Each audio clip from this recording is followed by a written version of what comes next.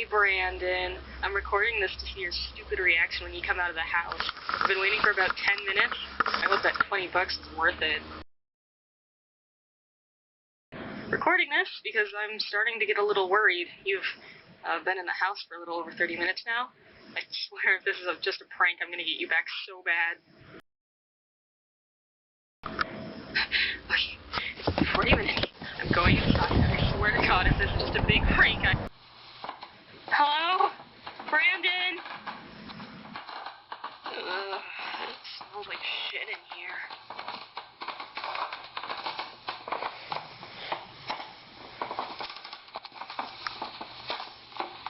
Hello? Brandon?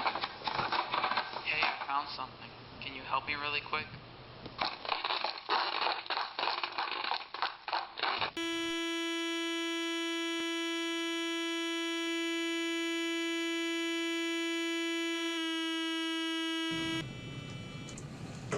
So this video was relatively new, and it's ushering in sort of a panic. But as someone who knows a lot about these events, I can say there are much larger implications overall.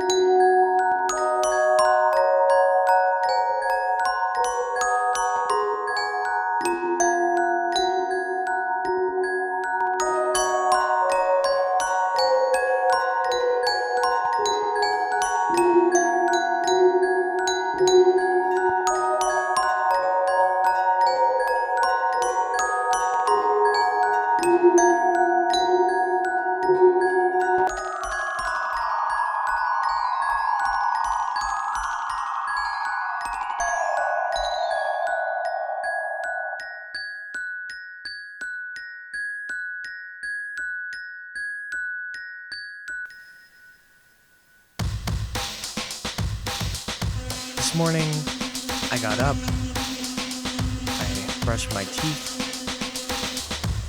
took a shower, and generally got ready for the rest of the day. I made myself some breakfast and then decided to sit down and check my emails. We hadn't received any new stories lately, and it was sort of like we were in a story drought. There was one email that I had received from one Agnes Fullsteed. She wrote, quote, "Dear Canopsia Productions staff, I have seen your past stories and have enjoyed the work you've created and the stories you've told. I have a story I'd like to tell that no other soul knows of. There's a house that lives." Immediately intrigued, I got back to her, sending her an email, and what followed was a long email chain that led to us meeting.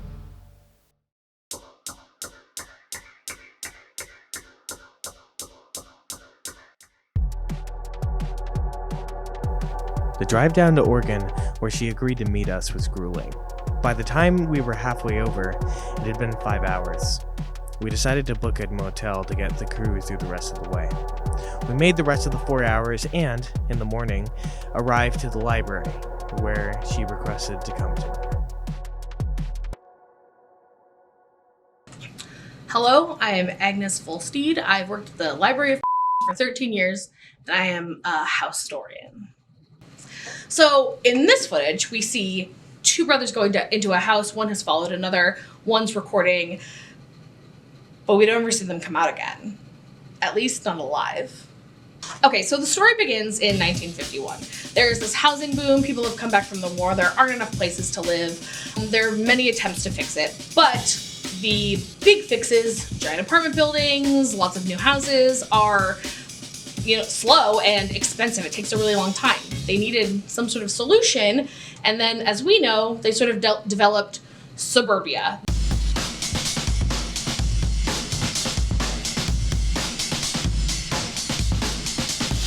these cookie cutter houses are sort of quickly manufactured and laid out and given to sort of whatever it is that the population needs to fill. However, the truth of this particular aspect of suburbia is a little bit darker than some of the things that we're familiar with.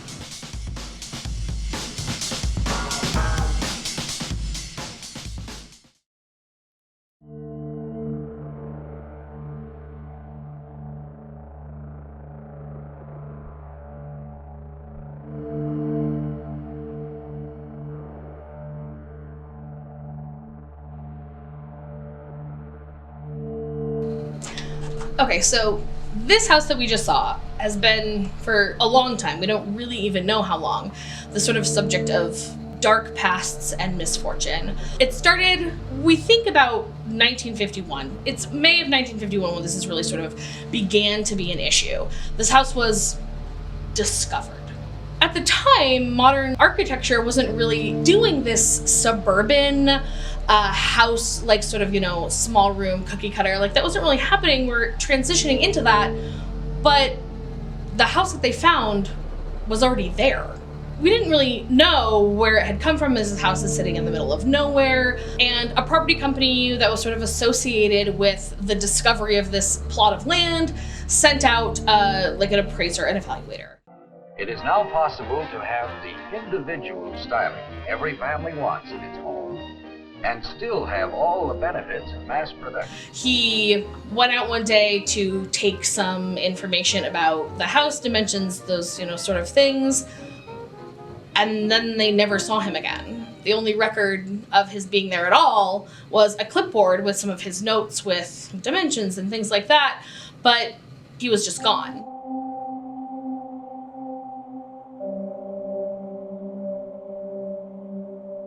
Big thing that we learned from this is that according to him and the sort of notes he had taken, this house sort of just appeared there overnight. No one really knew what the sort of beginning of it was. There wasn't original information, deeds and titles and stuff in the county.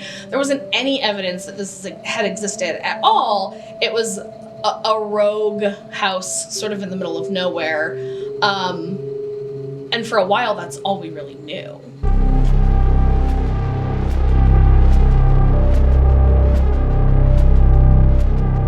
So this house sitting in the middle of nowhere, eventually, obviously, they, you know, send someone to look for him. And all we really see are his notes. There are a couple of eyewitness accounts. One that's pretty chilling is some sort of passerbys happened to just catch the moment that the evaluator walked into the house and they saw the door slam shut. From then on, things really just got stranger. Because this wasn't like a regular commercial structure, there weren't utility or electricity records. There wasn't any reason that any of this stuff should exist. They sent the next crew out and they began to try and dig down into the foundation. There were still some questions, right, that had gone unanswered. The question really at this time wasn't anything other than like, what kind of house is this? Is this a feasible thing for us to copy? You know, no one had any other ideas of what maybe could have been going on or whether or not those were things that were worrisome. So it just was the next step in the sort of process of this, you know, how can we replicate these houses that seem to be sort of efficient and working well? So eventually they send out another team. They decide they're going to do some excavation, kind of see if they can figure out where even maybe the plumbing or electrical work could be coming from or going to, since there isn't any record of it. And they began to dig. They found another house. So sort of connected to, so like in this dirt and the mud, right, sort of where the house had been set into the foundation, they started to find the structures of other homes. So imagine you are like on an archaeological dig, right? You're digging out dinosaurs. You kind of begin to see the shape of them. That's essentially what was happening, but with homes, full structures of homes. So a roof line and a gable, or maybe the side of a porch, things like that. But also, they began to do some of the interior inspections, and that's when some discoveries were made that sort of started the process of people really feeling uncomfortable with this whole thing. As they begin to go inside the homes, they noticed at first that they weren't dirty or worn down like you would expect. They looked new, they looked modern, which doesn't make any sense for something that has been pulled out of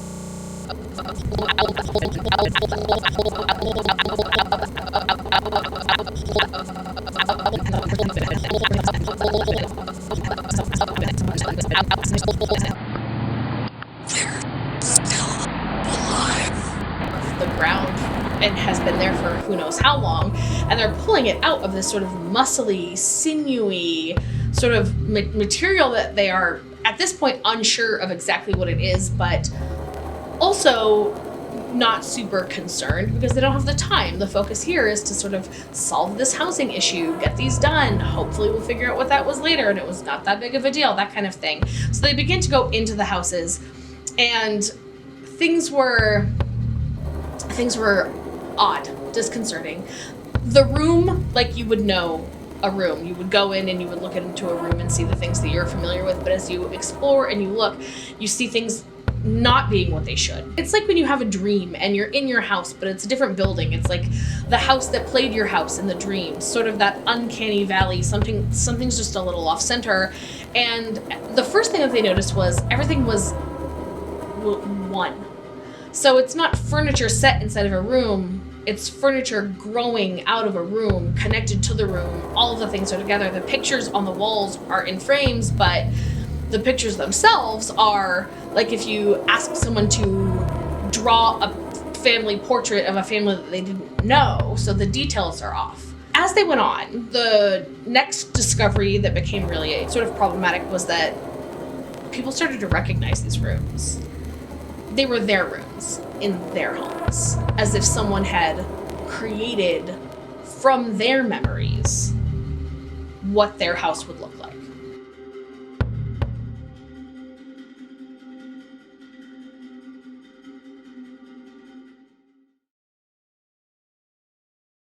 So let's talk about this family. This family that this sort of most recent set of unearthed recordings is of. The Pollock family. Mother Maria, Alice the oldest, Shelby the middle, and the youngest Brandon. And they're your absolutely typical American family. Saw earlier in our video. We're going to kind of come back to them. And they were a conventional family, just like every other sort of idyllic family in this time, until they disappeared. These videos that we're watching are the last recorded pieces of information we have about them. Their items were seized by the police as part of the investigation, which never went anywhere. The police have been sort of closed-mouthed on it, refusing to look into the case, even though they know absolutely what was going on and have known the whole time. But history is history, and we can't fix what has been done, but that's why it's so important now to be able to look at this footage and sort of explore this incident that happened, that to sort of bring this family back into our knowledge and understanding.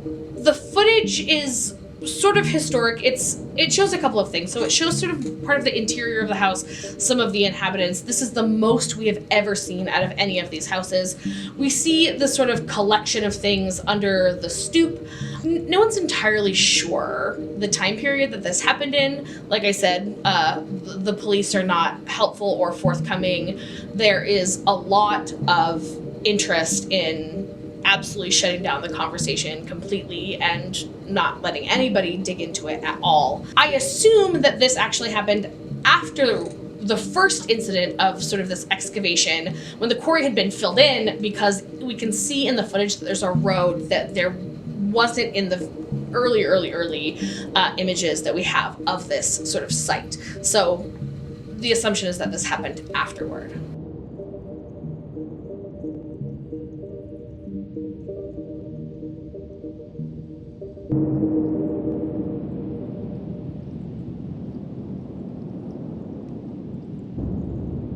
The company that sort of began this process, the excavations, Marty's, they were the one to send out the evaluator that we never heard from again, and they sort of begin these excavations, even though there are all, like, from the beginning, some questions that nobody really had the answers to. They eventually sort of excavated out this massive area and had pulled countless houses from it, and were able to play on that with their advertising of their efficiency, the way that they were able to create these houses and get them done faster than anybody else was able to even begin to plan a development like this. They sort of became known for giving you a house on a moment's notice. You would look into it, and a few days later it would be ready for you to move in. This area was sort of on a settlement. It was out sort of by where some agricultural areas began. So there was wheat, there was grass, there were other sort of things out there. Not a lot of other housing or even sort of suburban. This was like sort of the beginning of this encroachment into this rural space. But there was so much room, they had they had the ability to do whatever they wanted. So they created beautiful grassy lawns, they paved streets and made parks. They were able to truly design this sort of ground up and have it be this really sort of idyllic community that they were creating. The housing was easy, it was cheap, it was super, super fast. Everybody loved it, and meanwhile, Marty was getting very wealthy. He was sort of the instigator of this, even as people were beginning to ask questions. Marty was pretty easily able to shut them down by discussing the need. He was meeting this need. He was creating these homes for people that needed them. And that got him a lot of mileage. He was able to really do a lot and push forward in a way he might not have been if the sort of time period and the crisis wasn't what it was. That becomes sort of part of his ultimate story in the end, but in this sort of heyday of it, he was really, really doing well for himself.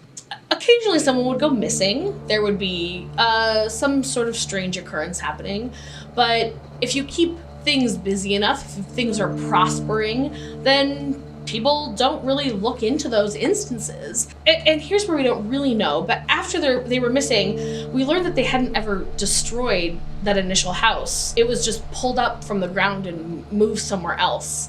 And this is when we see this specific place coming up again in this footage.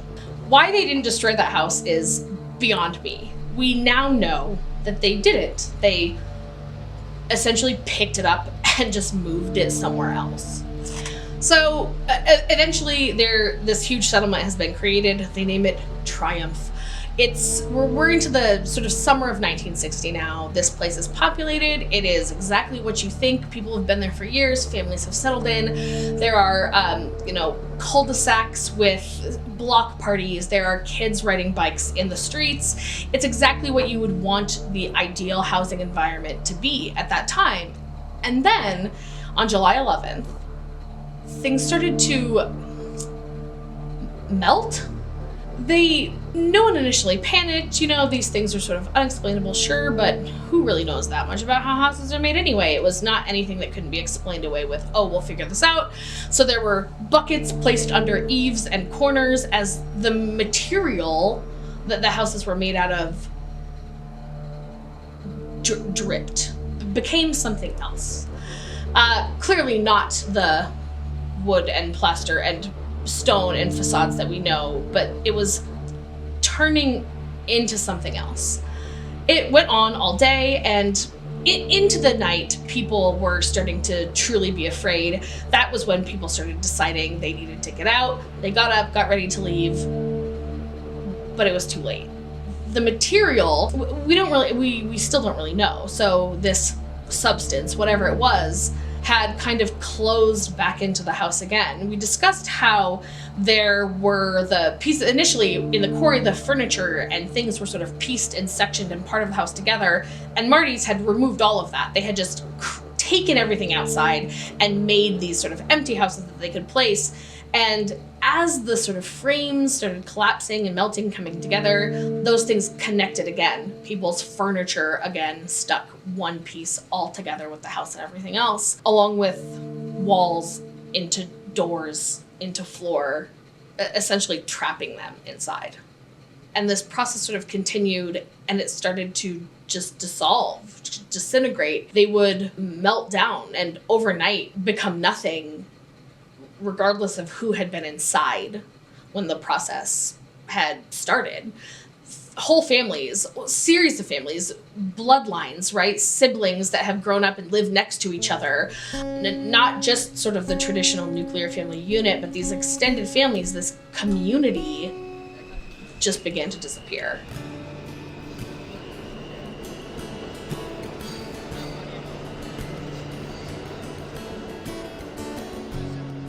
At this point, right, people are trapped in these houses. Nothing that they can do, and then the next day, even the houses aren't there anymore.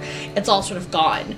Everything has disappeared, sort of back down into the earth, except for Marty's house. Obviously, right, the flagship, this sort of place he had created at sort of the forefront of this community that was so representative, like his triumph, this thing that he had done.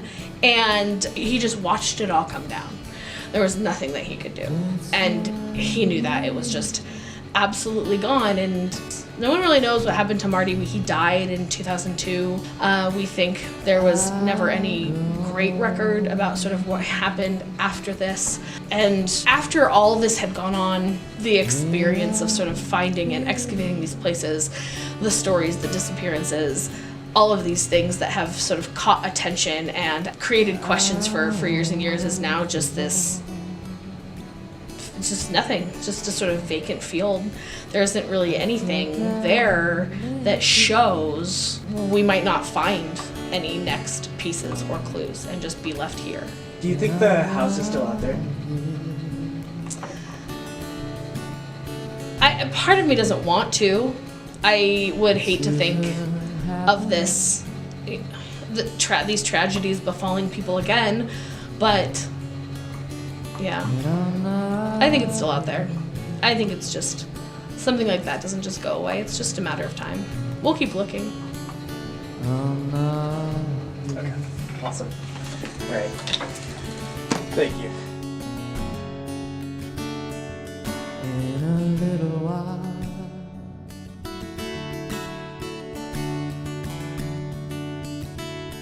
I'll be gone.